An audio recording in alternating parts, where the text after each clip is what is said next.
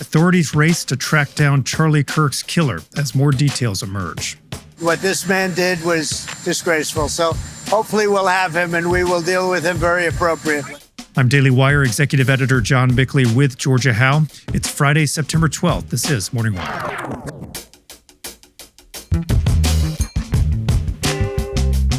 We don't know if this was the supporter shooting their gun off in celebration, or so we have no idea. The legacy media's response to Kirk's death sparks widespread backlash and high-profile firings. And Secretary Hegseth issues a call to action on 9/11 as he lays out the hard-hitting mission of the Department of War. The Department of War will always honor the service of our warriors and all they left behind, never straying from the warrior ethos they and those on 9/11 embodied and deserve. Thanks for waking up with Morning Wire. Stay tuned. We have the news you need to know. New details have emerged on the tragic assassination of Charlie Kirk as authorities race to track down his killer. Daily Wire senior editor Cabot Phillips is here with the latest. Cabot, so the nation's still reeling from this heinous act on Wednesday. We've been watching this manhunt with interest. What did we learn yesterday? So throughout the last 24 hours, authorities have been working to piece together the assassin's timeline on Wednesday afternoon. Based on security footage, a slender male who appeared to be in his 20s arrived on campus at 11:52 a.m. just before the event kicked off. He then entered a building adjacent to the event venue, climbed the stairs, and made his way onto the roof. Moments after taking his shot, he's then seen again on camera, climbing off the roof, jumping down, and running into a nearby residential neighborhood. It's there in a nearby wooded area. The police found the bolt-action rifle with a scope that they say was used in the attack, along with a screwdriver that they believe may have been used to assemble and then disassemble the rifle before and after using it, presumably so the shooter could avoid suspicion. But perhaps most notably, a Wall Street Journal report Thursday cited a law enforcement bulletin which said the ammunition found with the rifle was etched with a number of pro-transgender and anti-fascist phrases. We're still waiting for official confirmation on that report, but if true, it would appear to play into a potential motive. Kirk was outspoken on the issue of transgenderism, including after last month's Catholic school shooting that was carried out by a trans individual. All right, so some potential clues to the motive there. What is the latest on the manhunt? Well, it's been a chaotic manhunt, to say the least. 2 men were detained in the hours after the shooting, but both were released shortly after. And then on Thursday morning, the FBI said that they had identified a person of interest. Initially, they opted against releasing images to the public, though, saying they were working to identify him on their own. But ultimately, they did share images of that person of interest. It shows a man wearing a hat, sunglasses, and a black shirt, offering $100,000 for anyone who could provide information about his whereabouts. But at the time of this recording, the actual identity of that man is still unknown. We have nothing, no name, just those images. Obviously, with each minute that goes by, the fear is that he could be getting further and further away from the crime scene. Right. Time is definitely of the essence here. Now, you got the chance to talk with one of the students that was at the event yesterday. Tell us about what you heard. Yeah, I spoke with Nolan Kramer, a college freshman who attended the event with friends and was standing just a few dozen feet away from Charlie when the shots first rang out. Here he is describing that horrific scene. I saw basically him kind of like start to fall, but then all of his security guards just jump up to him. Everyone was like calling their parents, screaming, crying. I heard like 4 or 5 people like scream to their friends, like, yeah, Charlie got shot, like he's dead. And I was just like, I just kind of stood there like in shock for a second. I think where it like fully hit me, like about just how real the situation was, is I like looked down at his booth. He had his table and everything, and there was just blood all over the table. And I think like at that point it was like, I literally could not believe what was going on. Now, as you guys can imagine, this assassination has resulted in real concern from lawmakers around the country, many of whom canceled scheduled events over the next week due to security concerns. President Trump's team even relocated a planned 9/11 ceremony yesterday out of an abundance of caution, with the killer still on the loose. Across the country this week, tens of thousands of folks have turned out for candlelight vigils to grieve, honor Charlie's memory, and of course, pray for his wife and 2 small children. For his part, President Trump did announce that Charlie would be posthumously awarded the Presidential Medal of Freedom. It is the highest civilian award we give. Charlie was a giant of his generation, a champion of liberty, and an inspiration to millions and millions of people. I'm pleased to announce that I will soon be awarding Charlie Kirk posthumously the Presidential Medal of Freedom. The date of the ceremony will be announced, and I can only guarantee you one thing, that we will have a very big crowd. Also on Thursday, Vice President J.D. Vance and his wife Usha traveled to Salt Lake City to be with Charlie's family. The two of them were very close. From there, the Kirks joined the second family and flew on Air Force Two as they carried Charlie's casket back home to Phoenix one final time. A powerful moment for Charlie's family. Cabot, thanks for reporting. Absolutely. Charlie Kirk is a divisive figure, polarizing, lightning rod, whatever term you want to use. That was MSNBC host Katie Tur talking about Charlie Kirk after news broke that he'd been shot. It's just one of many responses from the legacy media that has sparked widespread criticism. Daily Wire reporter Amanda Prestigiacomo joins us now. So, Amanda, we covered on yesterday's show all the outpouring of love and support from media figures, including Daily Wire hosts, many of whom knew Charlie well. But unfortunately, there were some alarming responses as well, even on some legacy channels. Can you spotlight a few of those for us? Yeah, well, one of the most widely criticized moments came on MSNBC. Immediately after the shooting, it was strongly implied on that network that Kirk was to blame for his own murder, that this was a justified murder in a sense. This is Matthew Dowd on MSNBC. He's been one of the most divisive, especially divisive younger figures in this, who is constantly sort of pushing this sort of hate speech or sort of aimed at certain groups.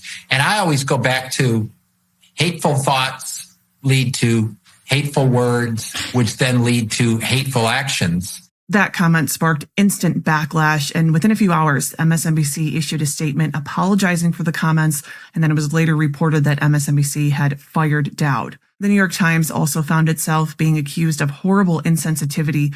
Its report on the assassination originally smeared Kirk as a provocateur, and they accused him of spreading supposed unsupported claims and outright lies. Now, there's also been a lot of discussion about CNN's recent coverage of Kirk, particularly in the past few days just leading up to this event.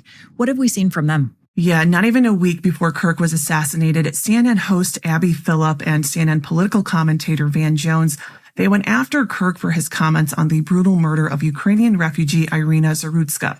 Kirk said the murder was racially motivated. He highlighted audio from surveillance video where the suspect appears to say, "I got that white girl." Here's Phillip and Jones. People like Charlie Kirk, they've been looking for opportunities to make this some sort of like reciprocal George Floyd situation. For Charlie Kirk to say, we know he did it because she's white, when there's no evidence of that, it's just pure race mongering, hate mongering. Someone like Charlie Kirk, he should be ashamed of himself. And notably, in response to all of this, Kirk invited Jones on his show to discuss this matter respectfully. That right there is what Kirk was known for engaging the other side, for having civil discussions and debate. In fact, as we know, Kirk was engaging young people on college campus with differing views the moment he was assassinated. Now, is it fair to say this is part of a larger pattern when it comes to coverage of Kirk?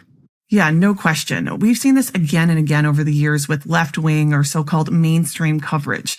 The Sacramento Bee once falsely said that Kirk called for the, quote, lynching of trans people. They had to retract that. MSNBC once branded Kirk's grassroots organization Turning Point USA a, quote, MAGA white supremacist cult. They also had to walk that back. The View co-host Whoopi Goldberg falsely accused TPUSA of letting in neo-Nazis at an event. That was also retracted. And far-left Southern Poverty Law Center, which claims to monitor so-called hate groups, just a few months ago, they added TPUSA to its hate map. For context, this hate map also includes KKK chapters. Now, what about political leaders on the left? Have we seen a more tempered response from them? Well, we've seen a lot of more generic statements condemning violence, but then we've also seen some victim blaming and both sidesing. For example, Illinois Governor J.B. Pritzker disavowed political violence, but seemed to blame President Trump for Kirk's assassination. In this country, I think the president's rhetoric often foments it. We've seen the January 6th rioters who clearly tripped a new era of political violence. And the president, what did he do?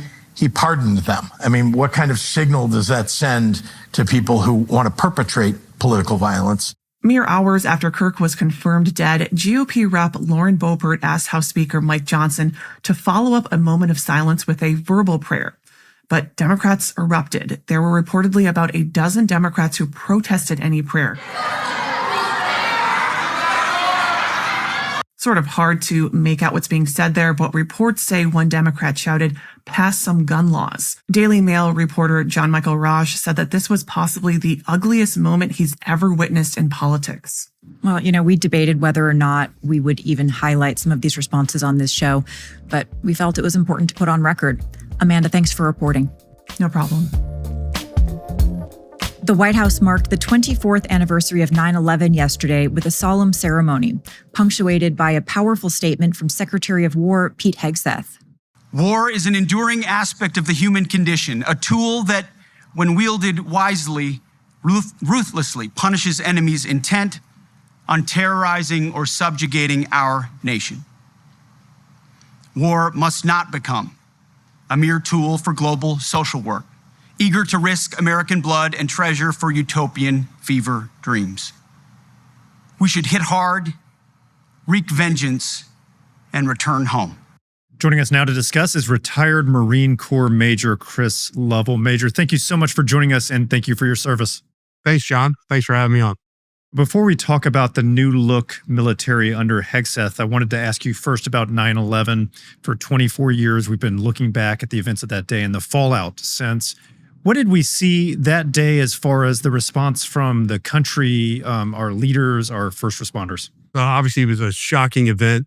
People can recall the exact moment when they found out that the president had been assassinated. So for us, it's we remember that. I think the thing that reminds me the most of that day was the following day, President Bush went to the Twin Towers and climbed on a pile of rubble. And that famous line, I hear you, and the people who brought down these buildings will hear you really soon. That meant that we were going to war. I can hear you. The rest of the world hears you. And the people who knocked these buildings down will hear all of us soon. And I remember as a young captain, when it happened, I was actually stationed here in Pensacola, and I went into my unit and I gathered my Marines and I said, hey, this is a terrible event, but be prepared. We're going to war. And we did for a long time. It was refreshing for me to see, I think the number was 173,000 Americans, young Americans, go to the recruiting stations and sign up after 9/11 as a sign of resolve in their patriotism. They could have done a lot of different things with their lives after, but almost 200,000 signed and said, I'll go. Send me. Now, turning to the present day, we've seen under Trump and Hegseth a dramatic shift in tone and mission from the previous regime. Do you feel that we're in a good place now? We are in such a good place with the military. Secretary of Defense Pete Hegseth, what a great choice, right? He's one of us too. And the things that he's done, specifically just getting rid of the DEI distractions, the woke distractions. You have young men and women that may have been standing on the sidelines for the last 4 years. I think recruitment is full, like they've never been fuller. Like, these great young men and women of the next generation are saying, hey, this is the kind of organization I want to be a part of. I want to serve and I want to defend the nation. And the great part about it is the focus is just now it's lethality. It's not about equality or, being fair. Young men and women don't want to join the military for fairness. They want a challenge. And they want to serve their country. And I think that's what this new administration is giving them. And it's very good to see. Final question. You touched on it there, but what do you think the perception of the role of the U.S. military is now? What is the mission as new recruits understand it now? The mission is clear guidance from leadership. We're going to be lethal. We're going to defend the interests of the United States of America. And we're going to have leaders that support us and have our backs. And I think that's what I'm seeing and hearing and reading from the current morale in the active duty forces. They're happy to have clear guidance and leadership, and that's a huge boost in morale. Just to know you've got leaders that are going to use resources wisely and in the defense of the U.S. Well, as you laid out, the recruitment numbers appear to really back that up. Major Lovell, thank you so much for joining us. Thank you. Thanks for having me. Thanks for waking up with us. And if you're watching on YouTube, please like and subscribe. We'll be back later this evening with more news you need to know.